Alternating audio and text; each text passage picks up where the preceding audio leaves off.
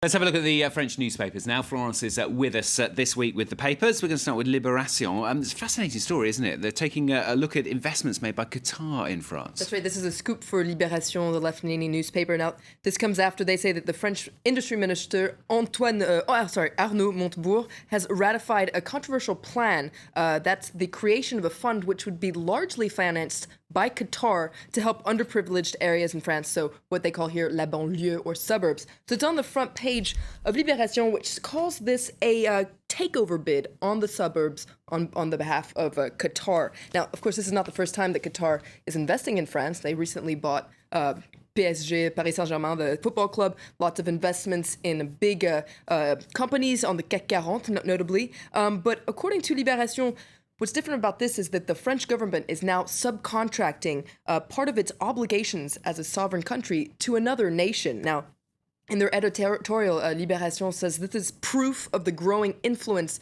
of Qatar in France. And don't be mistaken, this is not philanthropy, according to Libération. This is more of a Trojan horse scenario. Qatar, according to Libération, is setting up an antenna here. And this is what they call a new kind of diplomacy, of soft power, as they say.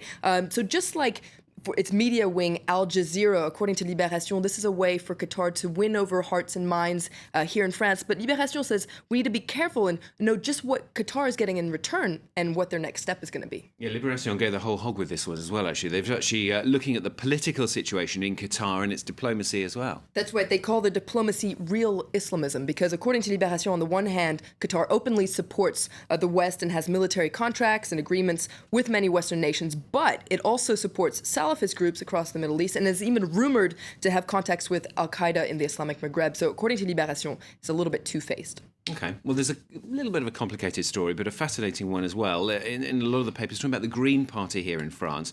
Basically, what they've done is they've called on their MPs to vote against the European Fiscal Treaty when the socialist-led government asked Parliament to ratify it in October. That's right. L'Humanité, the Communist Party, says that it's the rise of the no against austerity. So Saturday, the Green National Committee asked its MPs, so there are 17 members in the National Assembly and 12 senators, they want them to vote against the ratification of this treaty because they think that this fiscal treaty will not provide a lasting solution to France's economic problems. They've even called for a massive demonstration this Sunday. Now, the problem, of course, is that two ministers within François Hollande's government are actually members of the Green Party. So it's a little bit delicate for them, and that's on the front page of Le Parisien today. The Socialist Party and the Greens, it's getting a little bit complicated. I think they'd have to change their status on Facebook. Here you have Cécile Duflot on the front page. She's actually the current housing minister. As of yet, she has not said how she feels about the fiscal treaty. And Le Parisien on the inside mocks this about her. You see a cartoon of her standing on a bicycle, and you see Hollande there in the background saying, the Greens want to keep their hands free, but I don't know if this position is viable. Now, Le Parisien wonders if the Socialist Party and the Greens are really allies, and especially whether the Greens can stay in the government now that this rift has become apparent. But what's also interesting to note is the divisions within the Green Party as well.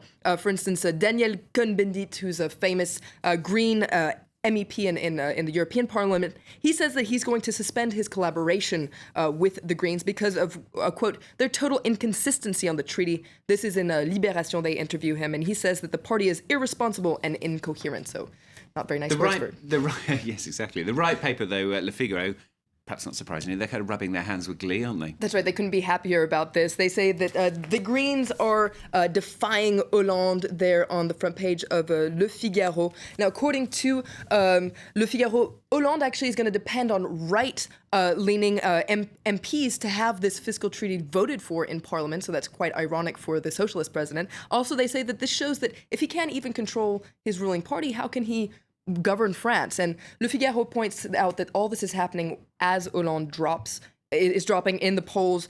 Inside, they have an article that points out that he's dropped 11 points in 1 month. That's almost a record, Le Figaro says. Very dark days for Hollande ahead.